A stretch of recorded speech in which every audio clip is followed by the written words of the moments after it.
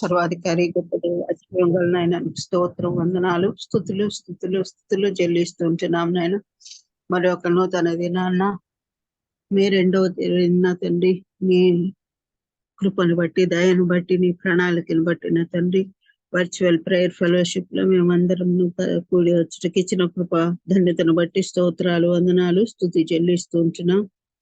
పరిశుద్ధాత్మ శక్తి ద్వారా మీరు మాలో మా చుట్టూ ఆవరించి ఉన్నందుకై వందనాలు స్తోత్రాలు చెల్లిస్తూ ఉంటున్నాం. ఇంతవరకు నిన్ను స్తుతించి గణపరిచి మహింపరచుకి చిన్న భాగ్యతను బట్టి స్తోత్రాలు చెల్లిస్తూ ఉంటున్నాం నాయన. నా తండ్రి మరి ఈ సమయంలో నా తండ్రి నా గొప్ప ప్రాముఖ్యమైన సమయము నీ దాసులైన నా తండ్రి ఆశీర్వాదయ్య గారిని బట్టి నీకు వందనాలు స్తోత్రాలు స్తుతి చెల్లిస్తూ ఉంటున్నా. ఆయన ద్వారా మీరు వాక్యాన్ని మాకు బోధించబోతున్నందుకే స్తోత్రాలనైనా ఆయన్ను మరుగుపరిచి నీ సెలవు చాటున ఉంచిన ప్రభా మీరే మా ఒక్కొక్కరికి కావలసిన వాక్యం నా తండ్రి బోధించగలందులకై ప్రతి మాలుకుంటున్నాం. నా తండ్రి వాక్యమును చక్కగా వినే శ్రద్ధను కలిగించి నా తండ్రి వినగల హృదయాన్ని గ్రహించగల హృదయాన్ని మీరే మాకు అనుగ్రహించగలందులకై ప్రార్థిస్తున్నాను తండ్రి. విన్న వాక్యము ఫలించి వృద్ధి పొంది విస్తరించుటకు నీ కృపద ఇచ్చేయమని కూడా ప్రార్థిస్తున్నాం. విన్న వాక్యము విడిచిపెట్టకుండా నా తండ్రి నా ప్రభా మా జీవిత కాలం అంతయు జ్ఞాపకం ఉంచుకొని వాక్యానుసారంగా జీవించే ధన్యత మాకు అనుగ్రహించమని అటువంటి గొప్ప జ్ఞానముతో మమ్మల్ని అందరినీ నింపుమని ప్రార్థిస్తున్నాం నాయన. సర్వోన్నతుడ సర్వశక్తిమంతుడు నా తండ్రి మా అందరికి ఇచ్చిన రక్షణను బట్టి స్తోత్రాలు వందనాలు. ఆ రక్షణను నా తండ్రి మేము నిర్లక్ష్యము చేయకుండాన్నట్టు నా తండ్రి మేము మా జీవిత కాలం అంతయు నా తండ్రి నా ప్రభా మరి నీకు కృతజ్ఞతాస్తులు చెల్లించు వారముగా ఉండునట్లు సహాయం దయచేయమని ప్రార్థిస్తున్నాం. మా అంతము వరకు లేక నా తండ్రి నీ రాకడ పర్యంతము నా తండ్రి మేము ఈ విధముగా నీతో జీవించటకు నీతో సహవాసము చేసి జీవించటకు కృపద ఇచ్చేయండి. మన్నాని ఆహారాన్ని భుజించటకు జ్ఞానాన్ని అనుగ్రహించమని ప్రార్థిస్తున్నాం నేను. మేమందరం నా తండ్రి నీ వాక్యముని నీరు కట్టి ఫలింపజేయమని కూడా ప్రార్థిస్తున్నా తండ్రి. చేరవచ్చిన బిడ్డలను బట్టి వందనాలు స్తోత్రాలు స్తుతి చెల్లిస్తూ ఉంటున్నాం. ప్రతి బిడ్డన తండ్రి గమనము కలిగి నీ యందు భయభక్తులు కలిగి శ్రద్ధ కలిగి నీ పరిశుద్ధ వాక్యాన్ని వినుటకు కృపద ఇచ్చేయమని ప్రార్థిస్తూ ప్రార్థన ప్రభున క్రీస్తే స్నాం పేరట అడిగి పొంది ఉంటున్నాం తండ్రి. ఆమేన్ ఆమేన్. ప్రైజ్ లార్డ్ అక్క. దేవుని నామానికి మహిమ కలుగును గాక. Praise the Lord. అన్నయ్య ప్లీజ్. దేవాతి దేవుడైన యేసుక్రీస్తు ప్రభు ఘననామానికి మహిమ కలుగును గాక. ఈనాటి ఉదయకాల ప్రాతకాలపు జూము కుడికకు విచ్చేసినటువంటి దేవుని పిల్లలందరికీ ప్రభు నామమున శుభవందనాలు తెలియజేస్తూ ఉన్నాను. దేవుని చిత్తానుసారంగా దైవ సందేశాన్ని అందించడానికి ఆయన ప్రణాళికలో ఉన్నటువంటి దైవజనులు పాస్టర్ డి ఆశీర్వాదంగానే పరిచయం చేయటం గౌరవంగా భావిస్తూ నూతనంగా జాయిన్ అయిన వారి నిమిత్తమై కేవలం దేవుని మహిమ కొరకై వారి గురించినటువంటి చిరు పరిచయం. పాస్టర్ డి ఆశీర్వాదం గారు ఒంగోలు జిల్లా ఏడుగొండ్లపాడుకు చెందిన వారు. వీరు విద్యార్థిగా ఉన్నప్పుడే యుఎస్ఏ పరిచర్య ద్వారా క్రీస్తును తన సొంత రక్షకునిగా అంగీకరించి ఉన్నారు. ఓల్డ్ విజన్ లో కొంతకాలం పనిచేసిన తర్వాత 1989లో దేవుని పిలుపు మేరకు ఆశీర్వాదం గారు తన పూర్తి కాల సమయాన్ని సంఘాలు స్థాపించుటకు మరియు కాపురి పరిచర్య కొరకు అంకితం చేసి ఉన్నారు. అప్పటి నుండి దేవుడు వారిని వివిధ సంఘాలు మరియు శిక్షణ శిబిరాల్లో వాక్య ప్రబోధన మరియు బోధించుట యందు విస్తృతంగా తన మహిమ కొరకై వాడుకొనుచున్నారు. ఆశీర్వాదం గారి ప్రియ సతీమణి శ్రీమతి లిడియా ఆశీర్వాదం గారు కూడా ప్రతిభావంతులైన ఉపాధ్యాయురాలు. వారి ప్రియ కుమారుడు పాస్టర్ శామ్యుల్ హడ్సన్ గారు మధ్యప్రదేశ్లోని భోపాల్లో ఒక సంఘానికి కాపరిగా సేవలు అందిస్తూ ఉన్నారు. వారి ప్రియ కుమార్తె సహోదరి హ్యామ్స్లినా పౌలినా గారు కూడా రాజస్థాన్లో యుఎస్ఐ మినిస్ట్రీస్ లో స్టాఫ్ వర్కర్ గా సేవలు అందించుతూ ఉన్నారు. ఆశీర్వాదం గారు ప్రతిభావంతులైనటువంటి సుమధుర గాయకులు కూడా. వీరు షాలేము రాజా మరియు నీ వంటి వారెవరు అనే పేరుతో 2 ప్రముఖ ఆల్బమ్స్ కూడా చేసి ఉన్నారు. ఈ ఉదయకాల సమయంలో ఆత్మీయమైన ఆహారాన్ని వడ్డించడానికి దేవుని దాసులు పాస్టర్ డి ఆశీర్వాదం గారిని సాదరపూర్వకంగా ప్రేమపూర్వకంగా ఆహ్వానిస్తూ ఉన్నాం. వెల్కమ్ టు యూ అన్న. Praise the Lord. Good morning. Praise the Lord, brother. Praise the Lord.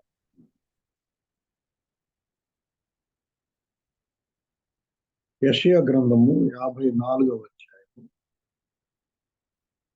యెషయా గ్రంథము 54వ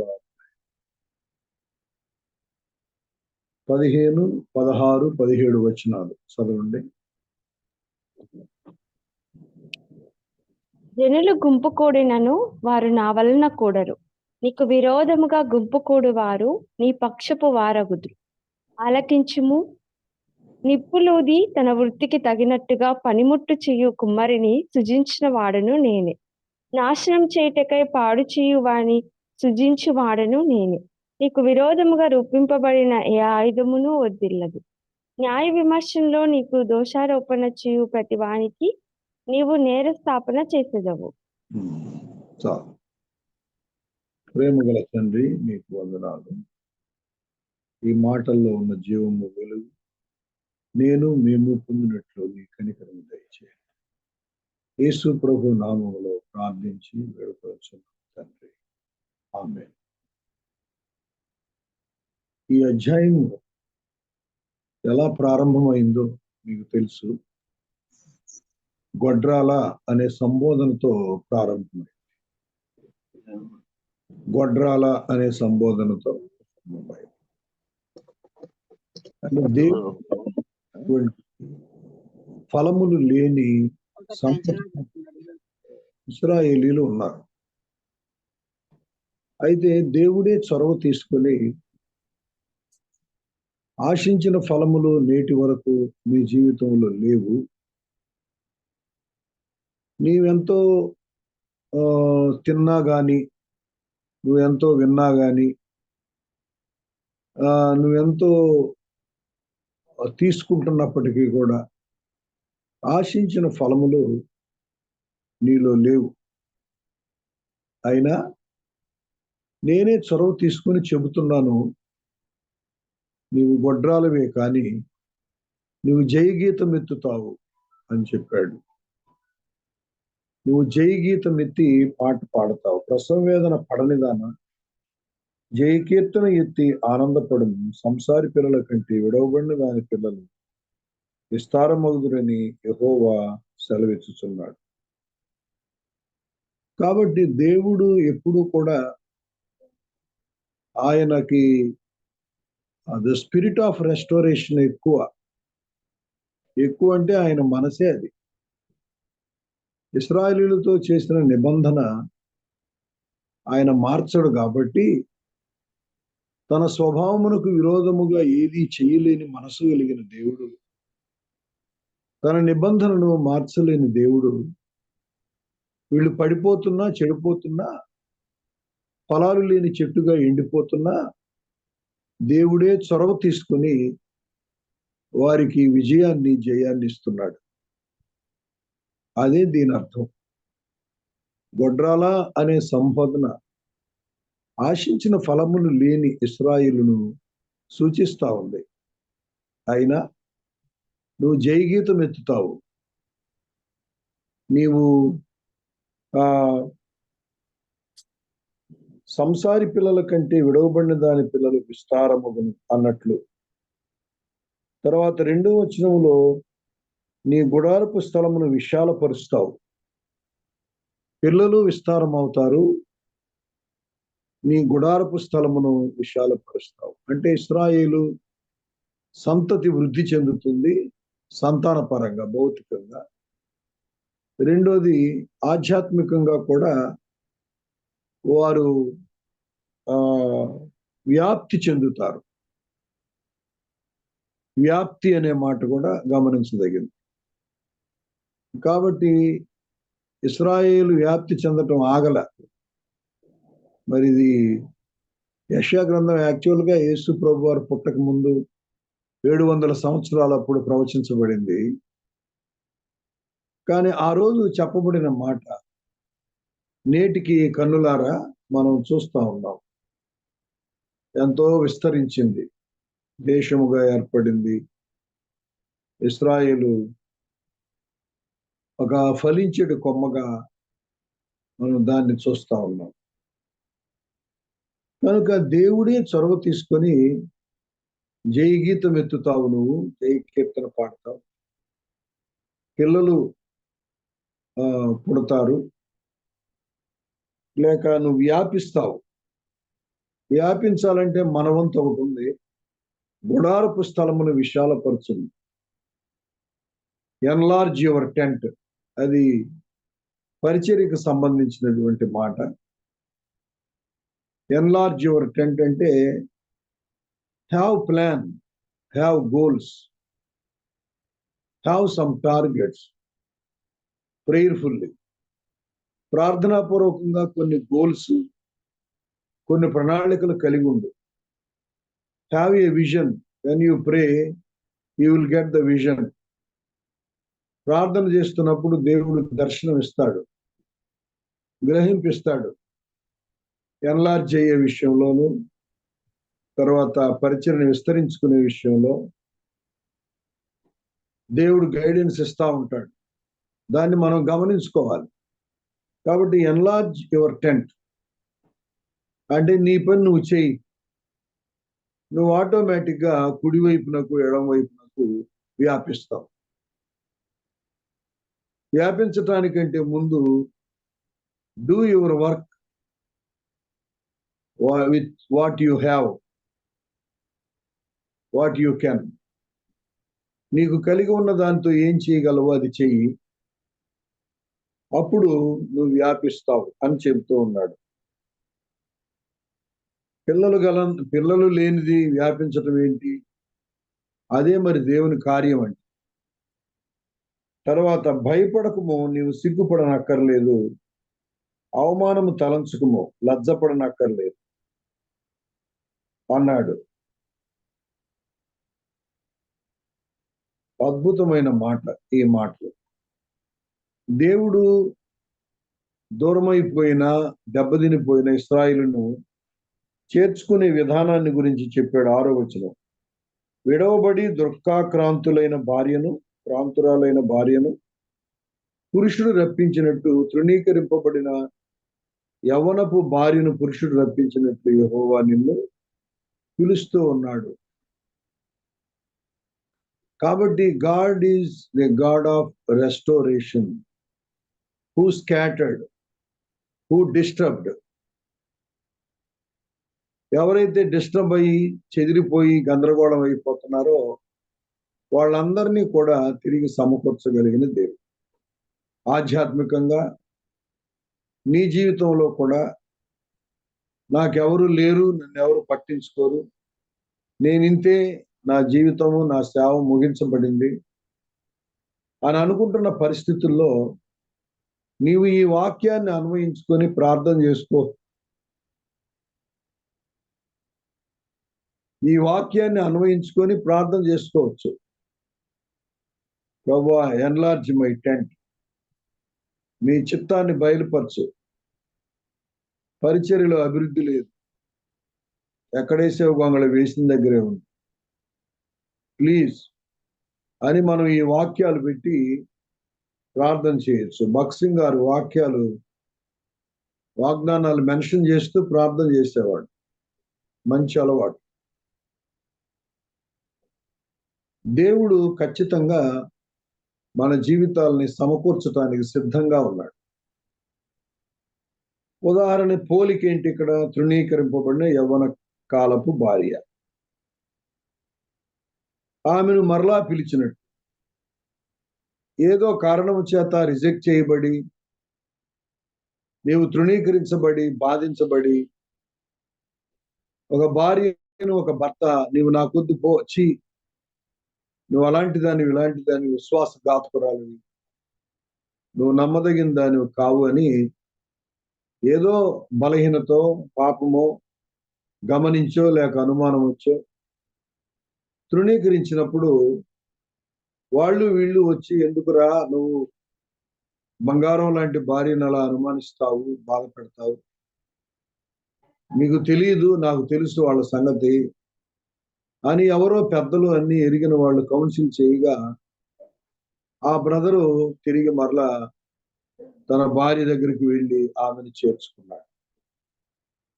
కనుక తన యవ్వన కాలపు భార్యను తిరిగి చేర్చుకున్నట్లుగా మీలో నేను తృణీకరించడానికి నిజమైన కారణాలే ఉన్నాయి. రిజెక్ట్ చేయబడ్డానికి మీలో చాలా కారణాలు ఉన్నాయి, తృణీకరించబడ్డానికి.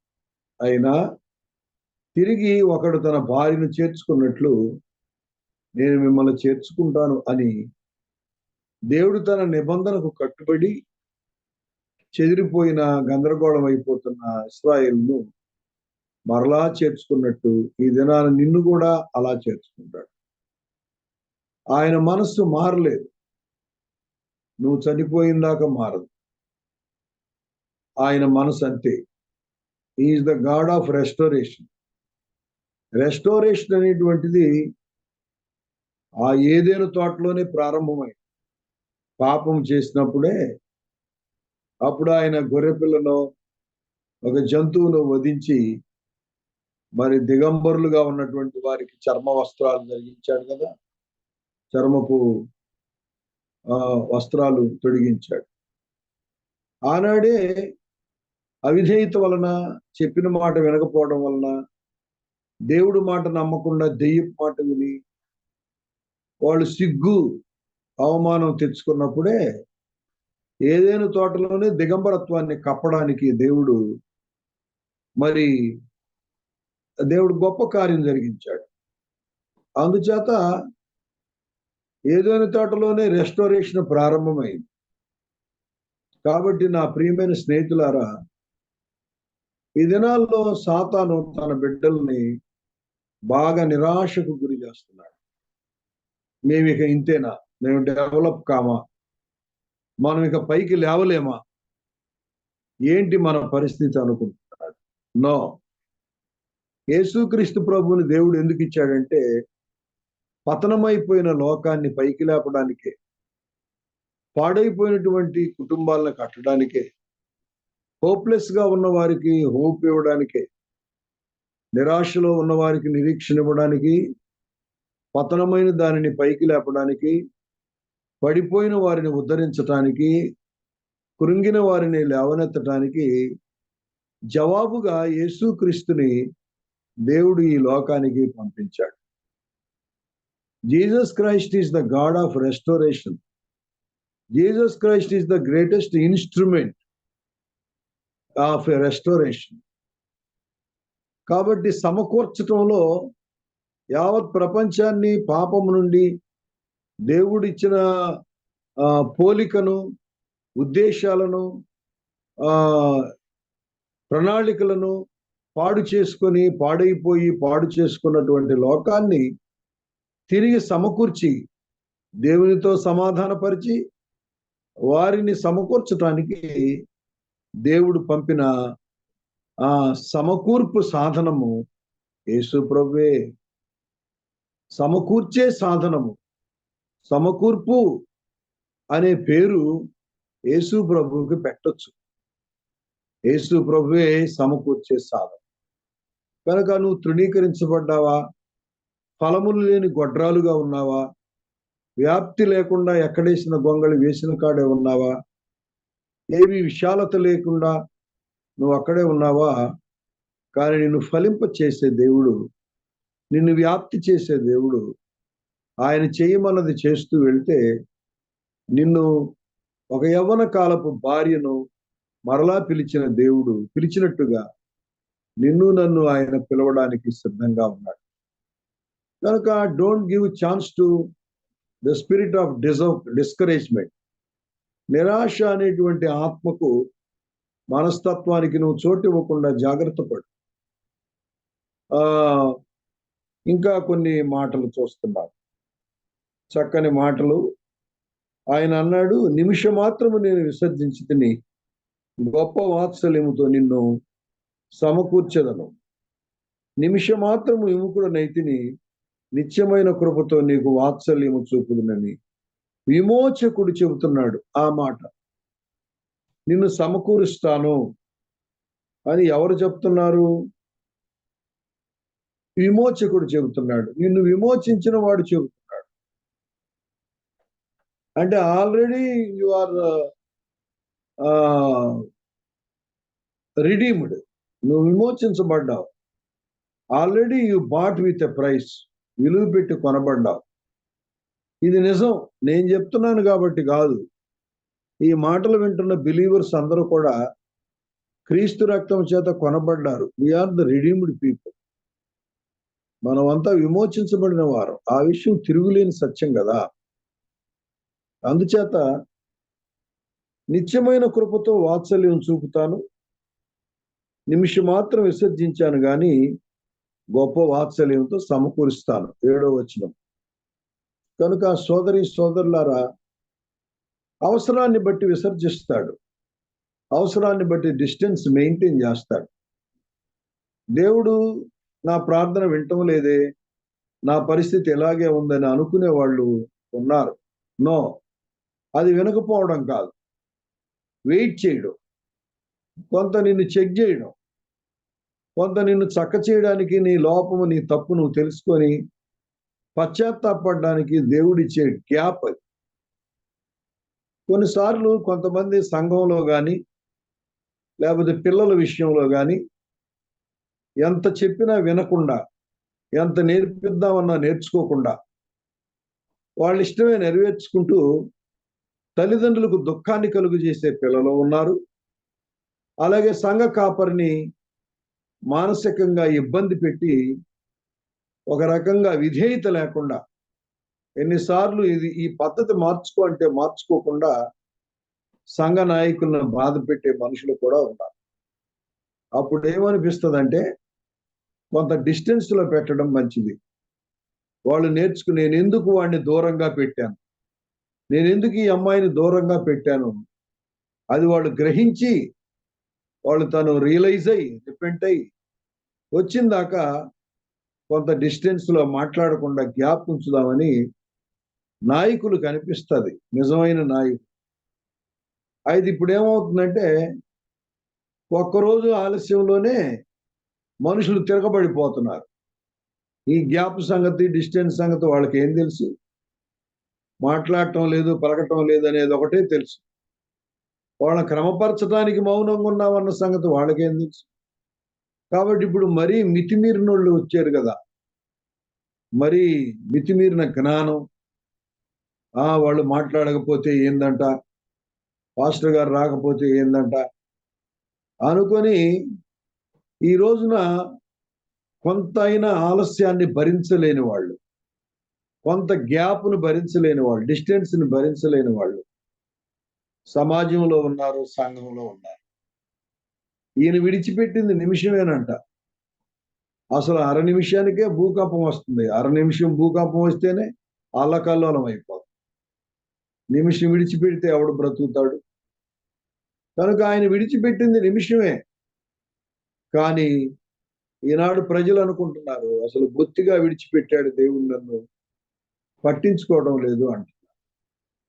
విడిచిపెట్టినట్టుగా అనిపిస్తుంది. ఎందుకంటే నిన్ను క్రమపరచడానికే, నీ తప్పు నువ్వు తెలుసుకోవడానికే, నీ అవిధేయత, నీ అపనమ్మకత్వం, చెప్పిన మాట వినకుండా నా ఇష్టం అన్నట్టుగా ఇన్ఫర్మేషన్ ఇవ్వకుండా, ఎక్కడికి పోతున్నావో ఏం చేస్తున్నావో చెప్పకుండా, చిన్న చిన్న విషయాల్లోనే క్రమశిక్షణ లేని, మర్యాద తెలియని, భయము లేని నీ వ్యక్తిత్వాన్ని సరిచేయడానికి దేవుడు నిన్ను విసర్జించాడు, గ్యాప్ ఇచ్చాడు. అంతే. పూర్తిగా విడిచిపెట్టడం ఆయన చిత్తం కాదు. అందుకే అంటున్నాడు, నిమిషం మాత్రము నిన్ను విసర్జించి తిని, అయితే నీవు నిత్యమైన కృపతో నీకు వాత్సల్యము చూపుతాను. ఎందుకంటే ఆయన తన వాగ్దానానికి కట్టుబడిపోయాడు కదా. ఆయన ఎలాగూ విడిచిపెట్టలేడు తన ప్రజల్ని. అందుకే కంటిన్యూ చేస్తున్నాడు. నోవహు కాలమున మరి పొట్టు పెట్టుకున్నాడు.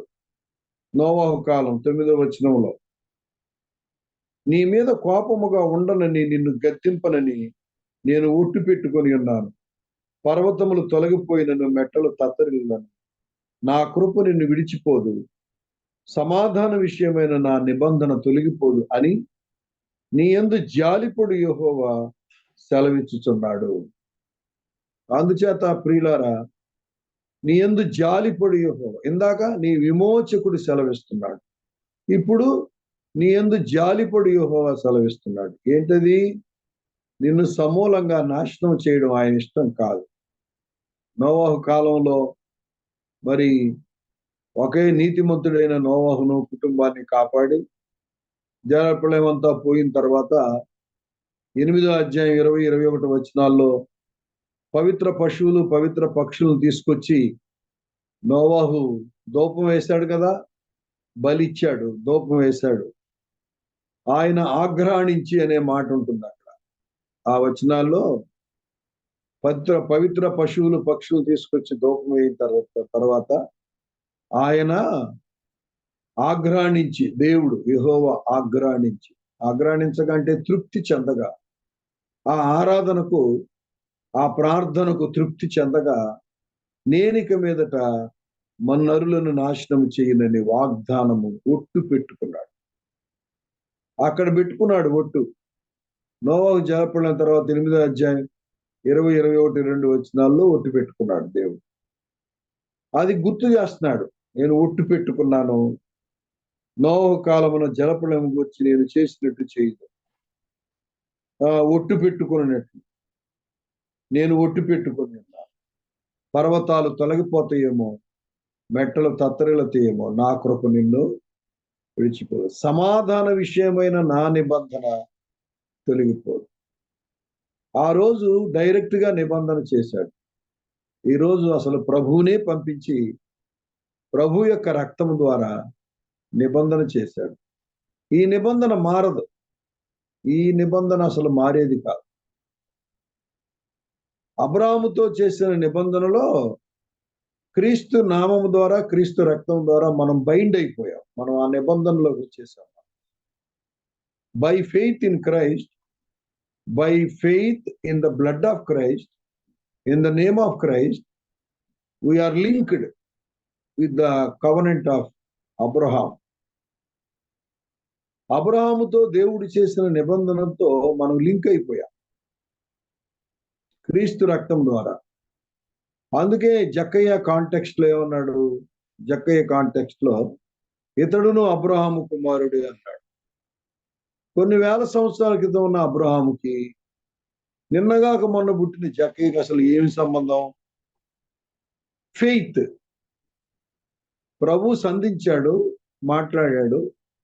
ప్రభు సంధించి మాట్లాడగానే అతనిలో మార్పు వచ్చేసింది. ఆ మార్పును బట్టి ఏమన్నాడంటే ఇతడును అబ్రహాము కుమారుడే అన్నాడు. కాబట్టి నాడు అబ్రహాముతో చేసిన నిబంధన ఇప్పుడు క్రీస్తునందు విశ్వాసం ఉంచిన వారందరికీ కూడా అది అన్వయించబడుతుంది అన్నమాట. కాబట్టి ఆయనతో సంబంధం విషయంలో డౌట్ చేయాల్సిన అవసరం లేదు, కానీ ఒక్క సహవాసం విషయంలోనే నువ్వు ఎలాగున్నావో పరీక్షించుకోవాలి. కాబట్టి సమాధాన విషయమైన నిబంధన తొలగిపోదు అని దేవుడు చెప్పాడు. కనుక ఇలా చూసుకుంటూ వస్తున్నప్పుడు నేను మరలా రీబిల్డ్ చేస్తానని చెప్పాడు 11వ వచనంలో. మాణిక్యమణులతో కడతాను, గాలివాన చేత కొట్టబడుచున్నదాన మరలా రీబిల్డ్ చేస్తాను అన్నాడు. తర్వాత 14వ వచనంలో నీవు నీతిగల దానవై స్థాపించబడదు, నీవు భయపడనక్కర్లేదు, బాధించువారు నీకు దూరముగా ఉందురు, భీతి నీకు దూరముగా ఉండుట, అవి నీ దగ్గరకు రానే రావు. కాబట్టి ఇశ్రాయేలుని గురించి దేవుడు చెప్తున్న మాట, నీవు నీతిగల దానవై స్థాపించబడదు, నీవు భయపడనక్కర్లేదు అనే మాట కూడా గమనించదగినటువంటి మాట. కాబట్టి గాడ్ వాంట్స్ రీబిల్డ్, తిరిగి నిర్మించటానికి, రెస్టోరేషన్ తిరిగి సమకూర్చడానికి, రీబిల్డ్ తిరిగి నిర్మించటానికి దేవుడు సిద్ధంగా ఉన్నాడు. అద్భుతమైన మాట కదా. నీతిగల దానవై స్థాపించబడదు, భయపడనక్కర్లేదు, భయపడనక్కర్లేదు. నీ నిర్దోషత్వం ఎప్పుడో దేవుడు తగిన సమయంలో మధ్యాహ్నం వలె వెల్లడిపరుస్తాడు. కీర్తనల 37 ప్రకారంగా నీ మార్గము యెహోవాకు అప్పగించు, నీవు ఆయన నమ్ముకొను, అప్పుడు నీ నిర్దోషత్వమును ఆయన మధ్యాహ్నం వలె వెల్లడి చేయును అని వాక్యంలో వ్రాయబడి ఉంది. ఇవన్నీ కూడా ప్రభు చేస్తాడు. ఇప్పుడు మనం మొదట్లో చదువుకున్న 3 మాటలు చూద్దాం. 15వ వచనం, జనులు గుంపుగూడినను వారు నా వలన కూడరు, నీకు విరోధముగా గుంపుగూడు వారు నీ పక్షపు వారు అవురు. కాబట్టి నీకు విరోధముగా గుంపుగూడు వారు నీ పక్షపు వారు అవుతారు. విరోధంగా అయితే ఒకటి అన్యాయంగా విరోధంగా. ఇశ్రాయేలుకు విరోధంగా గుంపుగూడిన వాళ్ళు ఇశ్రాయేలే కరెక్టు అని ఇశ్రాయేలు పక్షం అయ్యారు. అలాగా ఒక విశ్వాసిగా, ఒక క్రిస్టియన్ లీడర్గా, పాస్టర్గా, ఒక మంచి రెస్పాన్సిబుల్ పర్సన్గా విరోధులు గుంపు కొడుతున్న అనుభవం నీకుందా అంటే వాళ్ళు తిరిగి మరలా నీ దగ్గరికే వస్తారు, నీ పార్టీలోకే వస్తారు. నీ పార్టీ వద్దని, నువ్వు వద్దని, నిన్ను తృణీకరించి నీతో సావాసం వద్దని దూరం అయిపోయారే, వాళ్ళందరూ మరలా నీ దగ్గరకు వస్తారు, వచ్చేటట్టుగా చేస్తాడు. దేవుడు కొంత సమయం తీసుకుంటాడు. కొంత సమయం తీసుకొని వాళ్ళకి విషయాలన్నీ అర్థమయ్యేటట్టు చేసి, అప్పుడు మనం చాలా పొరపాటు పడ్డాం, తిరిగి మరలా అన్న దగ్గరికి వెళ్ళాలి, అక్క దగ్గరికి వెళ్ళాలి, మనం సారీ చెప్పి అన్నతో అక్కతో సమాధాన పడదామని నీకు విరోధముగా గుంపు కూడిన వారు నీ పక్షపు వారు అవుతారు. చాలా మంది గుంపు కూడి గుసగుసలు మాట్లాడుకునే వాళ్ళు ఉంటారు. దావీదు జీవితం అంతా అదే సమస్య. ఆయనకి విరోధంగా అందరూ గుంపు కూడి గుసగుస మాట్లాడుకునేటువంటి వారు. చాలాసార్లు మనకు డౌట్ వచ్చింది, ఎవరైనా గుంపు కూడి మాట్లాడుకుంటే వీళ్ళంతా మనల్ని గురించే మాట్లాడుకుంటున్నారేమో. సైకలాజికల్గా అదొక జబ్బు అంట కొంతమందికి. అట్లాంటి జబ్బు మనకు కూడా ఉందేమో పరీక్షించుకోవాలి. కొంతమంది అనుకుంటారంటే ఎవరైనా అక్కడ 2-3 అని కనబడితే వాళ్ళు మాట్లాడుకుంటుంది, నవ్వుకుంటుంది, నన్ను గురించే కావాలనుకుంటారు. అంటే ఉదాహరణకి చెబుతున్నాను, ఒకవేళ అది సత్యమైనా అయితే నీలో ఉన్న నీతి, నీలో ఉన్న న్యాయం ఒకరోజు అది అర్థమయ్యి నీకు విరోధముగా ఉన్నవారు నీ పక్షాన వాళ్ళు గుంపు కొడతారు. తర్వాత 16వ వచనం అద్భుతమైన వచనం. అదేంటంటే, తన వృత్తికి తగినట్టుగా పనిముట్టు చేయు కమ్మరిని సృజించువాడను నేనే, నాశనము చేయుటకై పాడు చేయువాని సృజించువాడను నేనే. 2 మాటలు గమనించండి 16వ వచనం. ఒకటి, తన వృత్తి చొప్పున ఒక పనిముట్టు చేసే ఒక మంచి వృత్తికి తగినట్టుగా పనిముట్టు చేయు కమ్మరిని సృజించిన వాడను నేనే. తర్వాత నాశనము చేయుటకై పాడు చేయువాన్ని సృజించిన వాడను కూడా నేనే. కాబట్టి రెండిటికి దేవుడికి అధికారం. పాడు చేసేవాడిని కూడా దేవుడే సృష్టించాడంట. అంటే పాడు చేయడానికి కూడా ఒక మనిషి కావాలి, సాధనం కావాలి.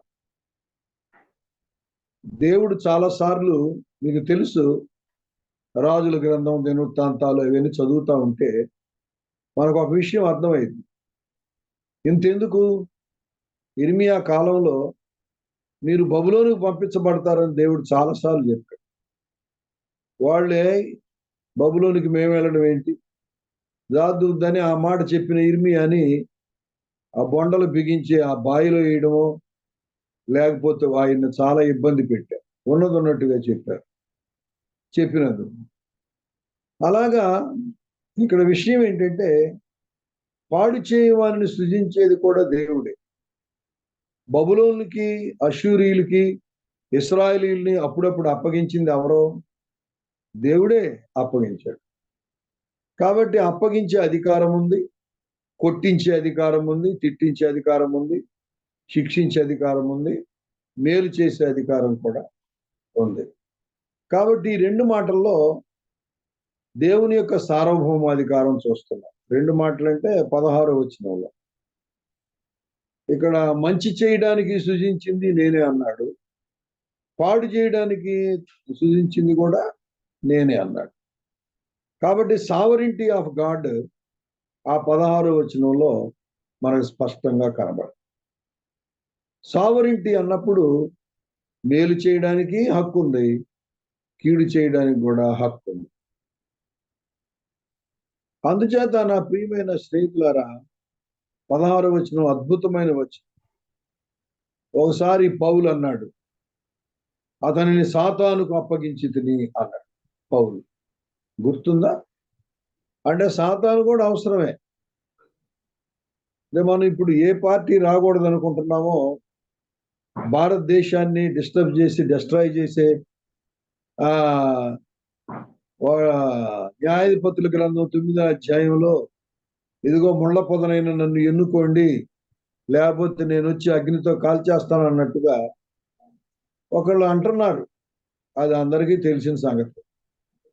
మేము వస్తాము, చర్చీలు కూలగొడతాము, మేము వస్తాము, రిజర్వేషన్లు తీసేస్తాము, మేము వస్తాము, ఎవరైనా క్రిస్టియన్స్కి మేలు చేస్తా ఉంటే దాన్ని ఆపేస్తాం, మేము వస్తాము, మేము ఫలానా పాత కాలానికి అందరినీ తీసుకొని వెళతాం, మేము వస్తాము, మా మత ఛాందసత్వాన్ని వృద్ధి, ప్రజాస్వామ్యాన్ని నాశనం చేసి సెక్యులర్ అనే ఓడ్ తీసేసి మేము వస్తాము, నేను ముళ్ళ పొదని, నన్ను ఎన్నుకోండి అన్నట్టుగా, నన్ను ఎన్నుకోండి లేకపోతే నేను వచ్చి కాల్చేస్తా, దహించేస్తా అనే భయంకరమైన పరిస్థితి మన దేశంలో ఉంది. అయితే వీడిని ఎవడు సృష్టించాడు అంటే వీడిని కూడా దేవుడే సృష్టించాడు. కాబట్టి పాడు చేయడానికి, నాశనం చేయడానికి కూడా సృష్టించింది కూడా దేవుడే. కాబట్టి సార్వభౌమాధికారాన్ని మనం గుర్తించాలి. అందుకని వాళ్ళు వస్తారా అనేది కాదు పాయింట్. దేవుడు మనకి విల్ పవర్ ఇచ్చాడు. ఏది ఎన్నుకోవాలి, ఏది ఎన్నుకోకూడదో విల్ పవర్ దేవుడు ఇచ్చాడు. ఆ విల్ పవర్ని బట్టి నేను వస్తే చంపుతాను అనేవాడిని ఎవడు ఎన్నుకుంటాడు? బుద్ధి జ్ఞానం ఉండేవాడు ఎవడైనా ఎన్నుకుంటాడా? నేను వస్తా, చంపేస్తా, నేను వస్తా, నాశనం చేస్తా, నేను వస్తా, గుళ్ళు పగల కొడతా, నేను వస్తా, మొత్తం తీసేస్తా, నేను వస్తా, క్రిస్టియన్స్ అనేవాళ్ళు అసలు ఇళ్లలో కూడా ఉండకుండా చేస్తాను అంటున్నాడని తెలిసి కూడా వాడిని ఎన్నుకునేవాడు మూర్ఖుడన్నై ఉండాలా, బుద్ధిహీనుడన్నై ఉండాలి. అందుచేత నేను వస్తా, చంపేస్తా, నేను వస్తా, ఇది చేస్తాననేవాడిని ఎన్నుకునేవాడిని ఏమనాలా? వాడు ఈడు ఇద్దరు ఒకటే. అందుచేత పాయింట్ ఏంటంటే విల్ పవర్ కూడా ఇచ్చాడు దేవుడు.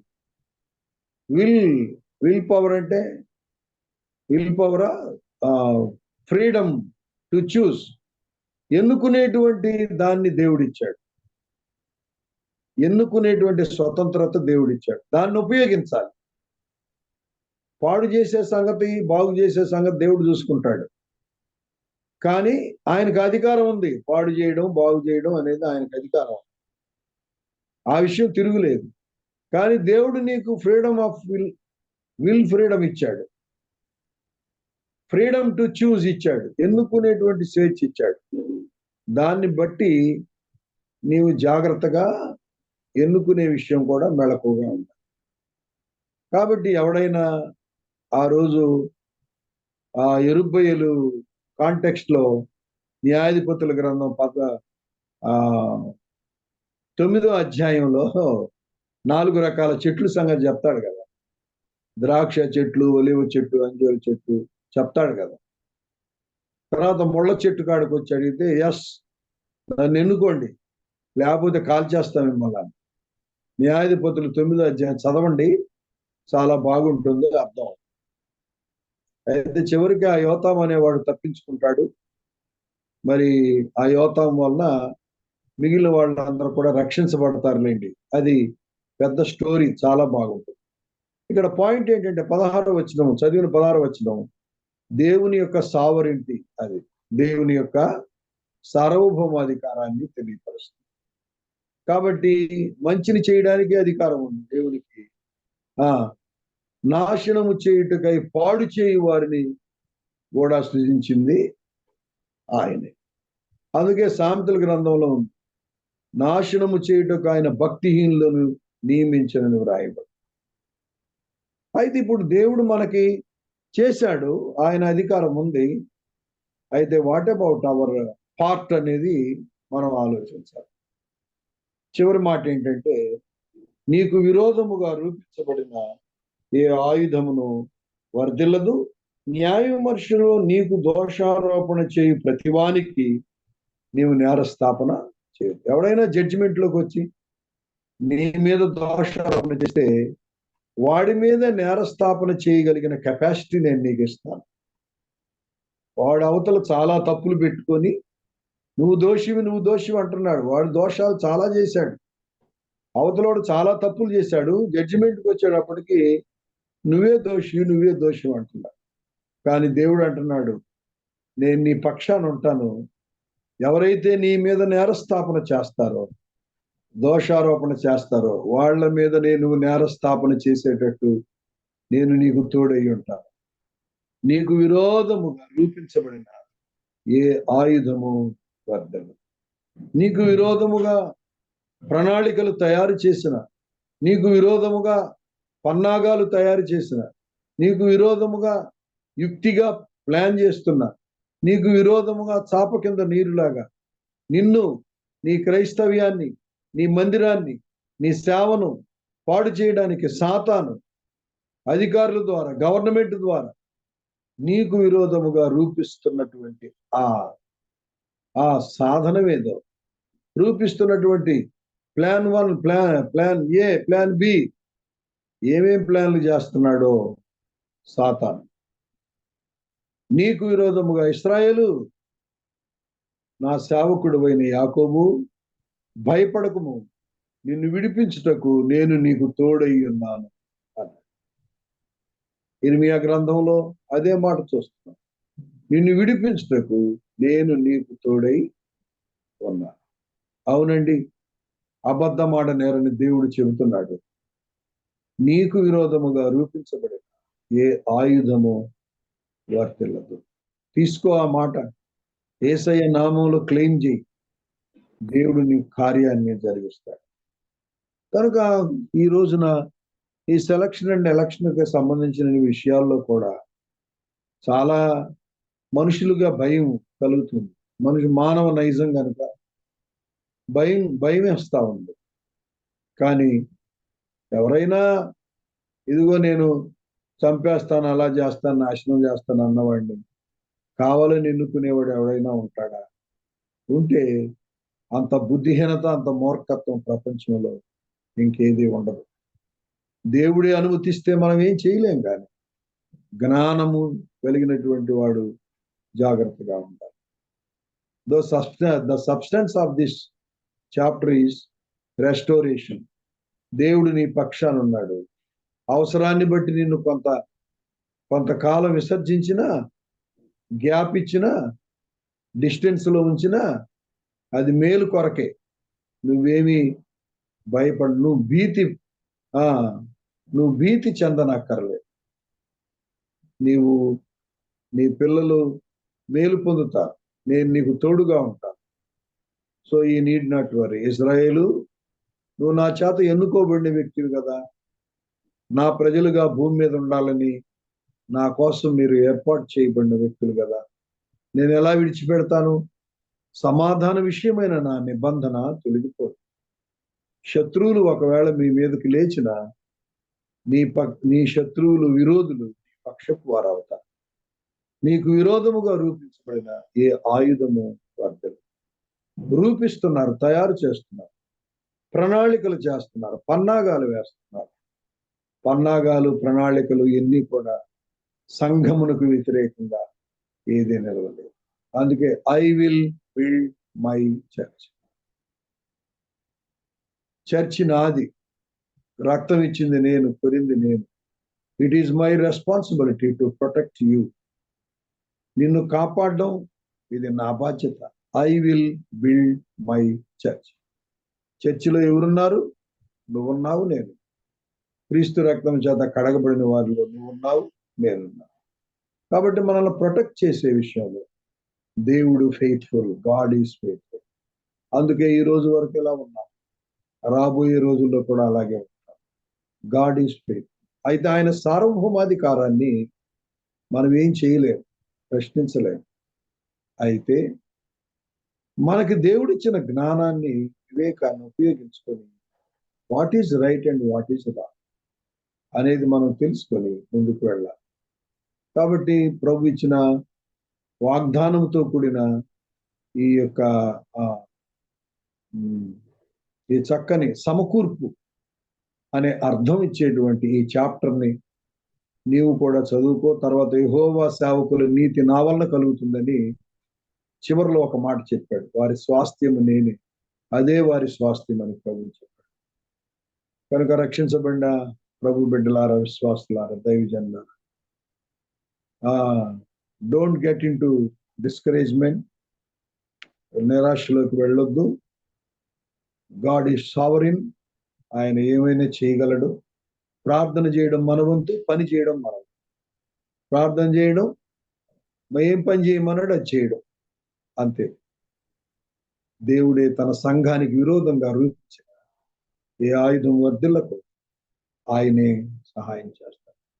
ఆయనకి మించి మనం ఏం చేయలేం, మన చేతిలో ఏమీ లేదు. సో అట్టి కృప దేవుడు మీకందరికి, మనకందరికి దయచేయడు. ఆమేన్, ఆమేన్. ప్రైజ్ లార్డ్ అయ్య గారు. దేవుని నామానికి మహిమ కలుగును గాక. Praise the Lord. దేవుడు మనతో మాట్లాడిన విధానాన్ని బట్టి మనం ఎంతగానో హెచ్చరించబడ్డాం, నూతనంగా ఆత్మీయ బలాన్ని పొందుకున్నాం, ఆశీర్వదించబడ్డాం. మన సహవాసం తరపున పాస్టర్ అయ్య గారికి ప్రత్యేక వందనాలు తెలియజేస్తా ఉన్నాం.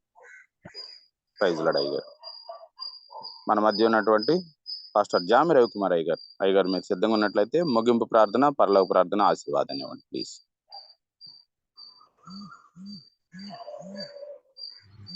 ప్రార్థన చేసుకుందామండి.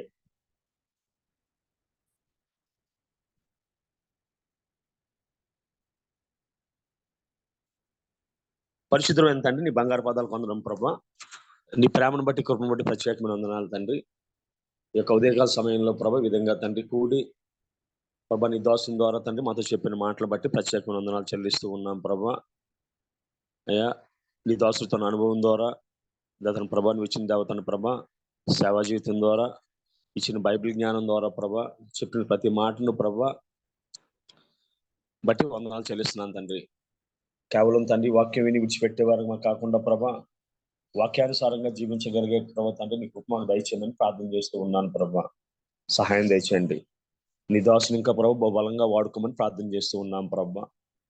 అయ్యా తండ్రి అన్నాడు యెహోషువ చెప్పినట్టుగా ప్రభా మీరు ఎవరు సేవింప కోరుకును, నేను 90 వారు యెహోవాను సేవిస్తామని ప్రభా సెలవిచ్చినట్టుగా ప్రభా కుటుంబంలో దేవతను ప్రభా కుమారుడు కుమార్తె ప్రభా కుటుంబం అంతా ప్రభా నీ సేవల ముందు కొనసాగుచుండగా నీ సహాయం చేయమని ప్రార్థన చేస్తున్నాను తండ్రి. ప్రభా వాక్యాన్ని సూటిగా చెప్పగలిగే ప్రభా అయ్యా ధైర్యాన్ని జ్ఞానాన్ని దాసుని దయచేసిన దాన్ని బట్టి వందనాలు తండ్రి. ప్రభా ఎత్తబడి వాక్యం తండ్రి 30 వంతులుగా 60 వంతులుగా 100 వంతులుగా ప్రభా ఫలింపు చేయమని ప్రార్థన చేస్తూ ఉన్నాను తండ్రి. మా ఆత్మీయ ప్రభా అభివృద్ధికి తండ్రి ప్రభా దాన్ని వినియోగించమని ప్రార్థన చేస్తూ ఉన్నాను ప్రభా. సహాయం దయచేయండి. అదేవిధంగా ప్రభా ఈ యొక్క వర్చువల్ ఫెలోషిప్ లో పాల్గొన్న ప్రతి బిడ్డను పేరు పేరును దీవించమని ఆశీర్వదించమని ప్రార్థన చేస్తూ ఉన్నాను తండ్రి. ప్రత్యేకంగా దేవతను ప్రభా ప్రార్థన చేస్తూ ఉన్నాను తండ్రి. విజయ్ కుమార్ గారు ప్రభా అయ్యా తండ్రి క్యాటాక్ సర్జరీకి వెళ్తుండగా బిడ్డను ప్రత్యేకంగా జ్ఞాపకం చేసుకోమని ప్రార్థన చేస్తున్నాను. ఇంకెవరైతే ప్రభా అనారోగ్యంగా ఉన్నారో అనారోగ్య బిడ్డలందరినీ పేరు పేరు దీవించండి, ఆశీర్వదించండి. ప్రత్యేకంగా ప్రభా అయ్యా తండ్రి అనేక మంది బిడ్డలు ప్రభా ఆదివారం దినాన ప్రభా నీట్ ఎగ్జామ్ రాయబోతూ ఉన్నారయ్యా. రాయబోతున్న ఎగ్జామ్ లో ప్రభా మీ కృప బిడ్డల మీద చూపించమని ప్రార్థన చేస్తున్నాను తండ్రి. నాకు మంట కూడా సిద్ధపడుతూ ఉందయ్యా. నీ కృప చూపించమని ప్రార్థన చేస్తూ ఉన్నాను ప్రభా. అదేవిధంగా ప్రభా ఇంకెవరైతే దేవతని ప్రభా అవసరాల్లో ఉన్నారో ప్రతి అవసరాన్ని తీర్చమని, ఈ విధంగా తండ్రి ఉదయకాల సమయంలో వాక్యం వినడానికి ప్రభా తండ్రి ప్లాట్ఫామ్ ఏర్పాటు చేసిందని బాబి రత్నాకర్ గారి వారి కుటుంబాలను సహకరిస్తున్న దేవతను ప్రభా స్వరూప్ గారిని, జాన్సన్ గారిని, ఝాన్సీ గారిని, ఇంకా తక్కిన కోర్ టీం వారిని ప్రత్యేకంగా దీవించమని ప్రార్థన చేస్తున్నాను తండ్రి. అదేవిధంగా ఈరోజు చేయవలసిన ప్రతి పనిలో నీ సూటి అయిన మార్గాన్ని చూపించి మీరే సకల మహిమగంత ప్రభావం పొందుకోమని ఈ చిన్న ప్రార్థన మా ప్రభును ప్రియకుమారుడైన యేసుక్రీస్తు దివ్యనామాన్ని అడిగేటుకుంటున్నాం పరమ తండ్రి. ఆమేన్. పరలోకమున మా తండ్రి, మీ నామం పరిశుద్ధపరచబడిన గాక, మీ రాజ్యం వచ్చును గాక, నెరవేరును గాక. మాకు కావాల్సిన అనుదిన ఆహారం దయచేయి. మా ఎడల అపరాధం వారిని క్షమించినట్లు మా అపరాధం క్షమించు. శోధన లేక తప్పించు. ఎందుకంటే రాజ్యం, శక్తి, మహిమ నిరంతరం నీవై ఉన్నావు తండ్రి. ఆమేన్. మన తండ్రి అయిన దేవుని ప్రేమ, కుమారుడైన యేసుక్రీస్తు కృప, పరిశుద్ధాత్మక అన్యోన్య సహవాసం వాక్యం చెప్పిన దాసులకు, ఇందులో పాల్గొన్న బిడ్డలకు, నీట్ ఎగ్జామ్ రాయబోతున్న బిడ్డలకు ఆయన కృప సదాకాలము తోడే నడిపించును గాక. ఆమేన్. అందరూ వందనాలు గారు. దేవుని నామానికి మహిమ కలుగును గాక. పాస్టర్ జామి రవికుమార్ అయ్య గారికి మన సహవాసం తరపున ప్రత్యేక వందనాలు తెలియజేస్తా ఉన్నాం. మరి అదే విధంగా ఈ రోజు వాక్యాన్ని అందించినటువంటి పాస్టర్ డి ఆశీర్వాదం అయ్య గారికి మరొకసారి మన సహవాసం తరపున ప్రత్యేక వందనాలు తెలియజేస్తా ఉన్నాం. గమనించండి, ప్రతిరోజు కూడా ఈ మెసేజ్ అని రికార్డ్ చేయబడతాయండి. గమనించండి, ఇవి మనకి యూట్యూబ్ లో అవైలబిలిటీలో ఉంటాయండి, గమనించగలరు. యూట్యూబ్ లో బాబీ రత్నాకర్ అని టైప్ చేసినా గానీ, లేదా వర్చువల్ ప్రేయర్ ఫెలోషిప్ అని టైప్ చేసినా గానీ మనకు యూట్యూబ్ లో ఇవి అవైలబిలిటీలో ఉంటాయండి. గమనించండి, ప్రతిరోజు ఇదే లింక్ ద్వారా జాయిన్ అవ్వచ్చండి, గమనించగలరు. కొత్తగా జాయిన్ అయిన వారికి సహవాసం తరపున ప్రత్యేక ఆహ్వానం పలుకుతా ఉన్నాం. కూడి వచ్చిన ప్రతి ఒక్కరికి పేరు పేరున ప్రత్యేక వందనాలండి. కూడిక ముగించబడింది. Have a nice day. Thank you అనండి.